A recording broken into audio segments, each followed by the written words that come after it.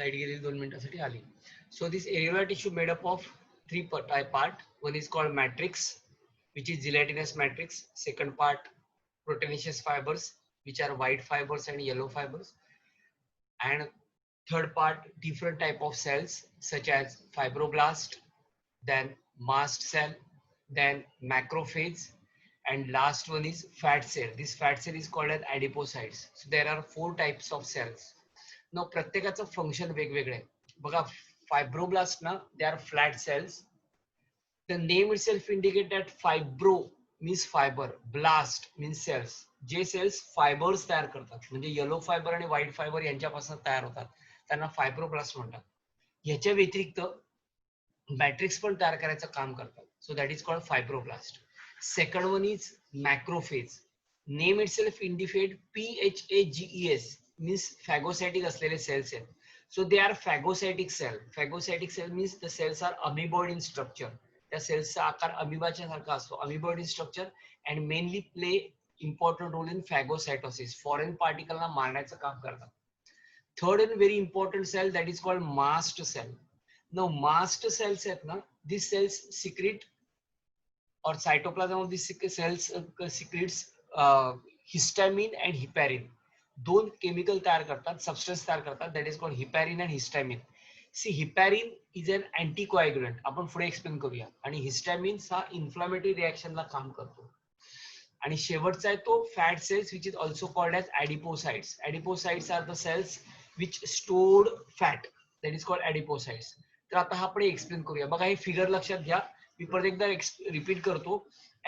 Areola tissue made up of translucent jelly like matrix. हे सगळं दिसतंय ते मॅट्रिक्स आहे, which is made up of gelatin. Two types of proteinaceous fibers, they are white fibers and yellow fibers, and four types of cells. Two types of proteinaceous fibers are white fibers and yellow fibers. White fibers are wavy, unbranched, always run in bundle and made up of substance called collagen, whereas the yellow fiber is linear branch and made up of substance called elastin. Four cells are four different type of cells are fibroblasts, which are flat cells, mainly play important role in formation of fibers and matrix. Then macrophage mainly play important role in phagocytosis, engulf the foreign particle. Mast cell which secrete histamine and heparin, and fat cells which store fat. So हा तिकडे diagram दाखवलेला आहे. हा तुमच्या पुस्तकातला diagram, मी वेगळ्या पुस्तकातून घेतलेला डायग्राम आहे. ओके, नाव बघूया आपण आता हे कोणकोणते काय आहेत ते. बघा बघा areolar tissue, it is a binding type of loose connective tissue. कुठे कुठे मिळतात? It is found under the skin, between the muscles, bones, around the organs, blood vessels and peritoneum. It is made up of translucent jelly like matrix, that is translucent jelly like matrix. Then proteinaceous fibers which are of two types, that is white fiber and yellow fiber. And four types of cells or cells which are suspended in the matrix, which are of four types. They are fibroblast, mast cell, then macrophage and adipocytes. Now one by one आपण explain करूया. बघा first येते, it is made up of translucent matrix is translucent jelly like substance which and proteinaceous fibers, few cells suspended in the matrix. Now proteinaceous fibers are of two types, they are white fiber and yellow fiber. Now white fibers are wavy, unbranched and always run in bundle. They are made up of substance called as collagen. They are made up of substance called as collagen. हे लक्षात ठेवायचं.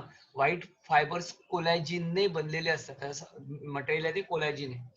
Now they gives stencil strength to the tissue, म्हणजे strength द्यायचं काम करतात. Okay, now second one is yellow fibre. Now yellow fibre they are linear, branch and made up of substance called as elastin. इथे तुम्हाला distinguish करू शकता, distinguish between white fibre and yellow fiber. So made up of elastin. Now and they are elastic in nature, so they are about yellow fiber. Now cells which are suspended in the matrix are of four types. First one is fibroblast, second one is macrophage, third one is mast cell, and fourth one is adipocytes. Now first we discuss fibroblast. Now fibroblast, they are large, flat star shape cells और star shape structure cells having branching process, हे लक्षात ठेवायचं. Fibroblast large असतात, flat असतात, star shape असतात आणि त्याला somewhat branch असतात, ब्रांचिंग प्रोसेस असतात. Function of fibroblast, the very important function, the role of formation of white fiber and yellow fiber. They also secrete polysaccharide that form ground substance, म्हणजे matrix तयार करायचं काम करतात. Second one is macrophage. Now macrophage, they are amoeboid structure and play important role in phagocytosis. Phagocytosis म्हणजे engulfing the foreign particle. कुठलेही foreign particle आत आले की त्यांना एनगल्फ करायचं काम हे सेल्स करतात. That is called macrophage. Third one is mast cell. Now mast cells, they are rounded oval cell and many they which play important role in producing heparin and histamine. आता heparin काय माहितीये का? Heparin हा अँटीकोॲग्युलंट आहे. कोणी सांगू शकेल what do mean by anticoagulant? You know what is anticoagulant? Have you heard name अँटीकोॲग्युलंट?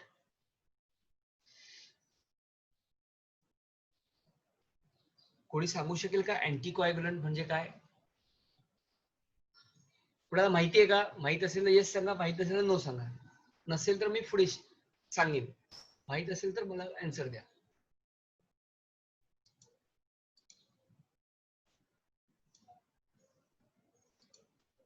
हा, what do you mean by anticoagulant? Chinmayi, Ekta, Nidhi बोला, माहिती आहे का?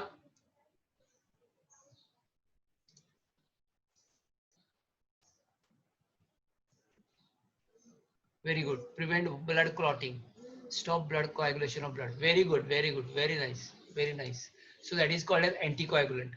Now मला असं सांगा, ब्लड जेव्हा बाहेर येतं ना तेव्हा ते क्लॉट होतं. ब्लड जेव्हा बाहेर येतं म्हणजे ज्या वेळेला इंजुरी होते त्यावेळेला ब्लड उजिंग होतं त्या इंजुर्ड भागाकडनं, तेव्हा कोॲग्युलेशन होतं म्हणजे ब्लड क्लॉट होतो. पण मग असं जर क्लॉट होत असेल ना तर मग ब्लड वेसलच्या आत सुद्धा ब्लड क्लॉट व्हायला पाहिजे ना. मग ब्लड वेसलच्या आत ब्लड क्लॉट का नाही होत, हा एक प्रश्न माझा. आणि दुसरा, टिअरिंग झाल्यानंतर म्हणजे ब्रेक झाल्यानंतर किंवा इंजुरी झाल्यानंतर ब्लड वेसल मधनं ब्लड जेव्हा बाहेर येतं तेव्हा ब्लड क्लॉट होतो, असं का होतं? काय रिझन असेल? मी प्रश्न असा विचारला, intact blood vessel blood never clot. Blood वेसलच्या आत कुठेही ब्लड वेसलला इंजुरी झाली नसेल तर ब्लड वेसलच्या आत ब्लड कधीही क्लॉट होत नाही.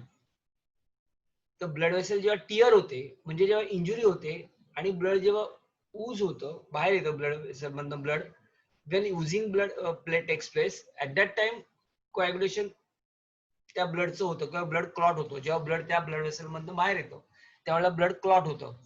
का असं होतं? काय रिझन असेल?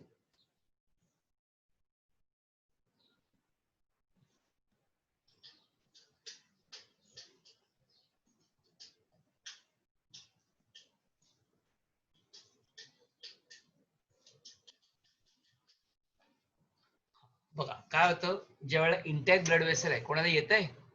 कोण सांगू शकेल?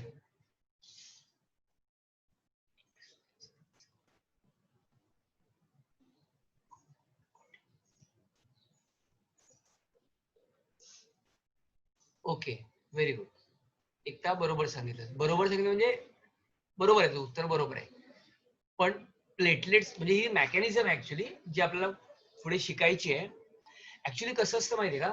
बघा, अँटीकोॲग्युलंट ह्याचा अर्थ ब्लड क्लॉट होऊ न देणं. It prevents the clotting of blood, जे एकताने आणि सिद्धीने बरोबर सांगितलं. सो ब्लड क्लॉट न होऊ देण्याचं काम हे अँटीकोॲग्युलंट करतं. आता अँटीकोॲग्युलंट जो हिपॅरिन आहे हा आपल्या ब्लडमध्ये असतो. पण ते ज्या वेळेला ब्लड टिअर होते किंवा ज्या वेळेला ब्लड वेसल इंज्युर्ड होतात म्हणजे थोडक्यात आपल्याला इंजुरी होते त्यावेळेला ब्लड वेसल मध्ये असलेले जे काही हिपॅरिन आहे अँटीकोॲग्युलंट, ह्याची ऍक्टिव्हिटी न्यूट्रलाइज होते. आणि ऍक्टिव्हिटी याची ही मोठी प्रोसेस आहे. ती प्रोसेस मी सगळं तुम्हाला सांगत नाहीये, फक्त एवढंच आता लक्षात ठेवा, ती आपल्याला प्रोसेस शिकायची आहे डिटेलमध्ये. सो हिपॅरिनची ऍक्टिव्हिटी न्यूट्रलाइज झाली की ब्लड क्लॉट होतो. पण inside the intact blood vessel blood never clot because inside the blood vessel there is a natural anticoagulant and the name of the natural anticoagulant is heparin. आणि heparin natural anticoagulant आणि म्हणून intact blood vessel मध्ये blood कधीही clot होत नाही. This is one part. Second very important secretion that is called histamine. Now histamine काय करतं तर हिस्टामिन ना acts as a inflammatory response to injury of infection. ज्या ठिकाणी इंजुरी झाली आहे त्या ठिकाणी ना इन्फ्लामेशन होते. बघा इन्फ्लामेशन म्हणजे रेडनेस, टेंडरनेस, स्वेलिंग, पेनिंग असं सगळं एकत्र होतं आणि त्याला म्हणतात इन्फ्लामेशन. ज्या ठिकाणी इन्फ्लामेशन होतं त्या ठिकाणी हिस्टामिन रिलीज होतं की ज्यामुळे तिकडचा जो पार्ट आहे ज्या ठिकाणी इट्स अ लोकल इन्फ्लामेशन, तर लोकल जो काय पार्ट आहे तो भाग स्वेल होतो, तो भाग गरम होतो, तो भाग सुजतो. ओके. ऍक्च्युली हे कशासाठी होतं तर जे बाहेरनं येणारे मायक्रो ऑर्गॅनिझम्स आहेत ह्या मायक्रो ऑर्गॅनिझमला मारून टाकायचं काम, किल करायचं काम ह्या हिस्टॅमिनने केलं जातं. दिस इज म्हणजे थोडक्यात ह्याने ऍक्च्युली हिस्टॅमिन नाही केलं जात, हिस्टॅमिन हे सगळ्या प्रोसेस घडवून आणते. सो आपण इन शॉर्ट असं म्हणूया histamine acts as a inflammatory response to injury of infection. So हे दोन सबस्टन्स तयार होतात that is heparin and histamine जे मास्ट सेल्स तयार करतात. Now third cell is fat cells. Fourth one is fat cells, also called adipocytes. बघा adipo याचा अर्थ फॅट, साइट्स याचा अर्थ सेल. ज्या सेल मध्ये फॅट आहेत, फॅट डिपॉझिट झालेले आहेत किंवा स्टोर केले आहेत त्यांना म्हणतात adipocytes. Have eccentric nucleus. Eccentric म्हणजे न्यूक्लियस सोडून, न्यूक्लियस जो काय तो सेंटर सोडून बाजूला असतो, हे आपण adipocytes मध्ये बघणार आहोत. So this is about fat cells. Now this cell stored fat. So there are 4 type of cells. Now what is the function of adipocytes? What is the function of adipocyte? Now function of adipocytes, this tissue acts as a packing material, helps in healing process. Packing material आणि healing process साठी काम करतो. Okay. Now and connect different organ or layers of tissue. So this is the function of areolar tissue. So आपण areolar tissue बघितलं. Second tissue we discuss that is adipose tissue. No again adipose म्हणजे fat. आता ह्या हे ना actually areola आणि ऍडिपोज tissue हे associated असतात, एकत्र असतात. No adipose tissue is also situated below the skin. स्किनच्या खाली जे फॅट जमा होतं that is called adipose tissue. So they are mainly in beneath the skin, स्किनच्या खाली असतात. आता कसं माहिती का या ऍडिपोज टिश्यू मध्ये जे ऍडिपोसाइट्स असतात लक्षात घ्या, या ऍडिपोसाइट्स मध्ये ना फॅट एवढं असतं की त्या फॅटमुळे सायटोप्लाझम आणि न्यूक्लियस पेरिफेरलला ढकललं जातं. Okay. The fat adipose tissue made up of adipose cells. The adipose cells are filled with fat so much that nucleus and cytoplasm is displaced towards periphery. So adipose tissue is the another type of loose connective tissue. In this tissue, large number of adipocytes are present. The cells are rounded or polygonal. The nucleus is shifted to periphery because fats are stored in the cells in the form of droplets. So fat droplets are present in the adipocytes, or fat droplets are stored in adipocytes so much that nucleus and cytoplasm get displaced towards periphery. So matrix is less and fibers and blood vessels are few in number. The excess of nutrients which are not used immediately are converted into fat and are stored in this tissue. बघा हा तुम्हाला एक दिसतोय तो ऍडिपोसाइट्स. हा एक ऍडिपोसाइट sale आहे. या ऍडिपोसाइट्स मध्ये हे सगळं भरलेलं आहे ना सगळं, that is called as fat storage आहे. हे एवढं भरलंय की त्यामुळे न्यूक्लियस आणि सायटोप्लाझम ह्या साईडला ढकलला गेलाय. त्यामुळे ऍक्च्युअली न्यूक्लियस म्हणून आपण इसेंट्रिक न्यूक्लियस मगाशी म्हटलेलं ऍडिपोसाइट्स मध्ये. ऍक्च्युअली ऍडिपोसाइट्स मध्ये काय होतं तर एवढ्या प्रमाणात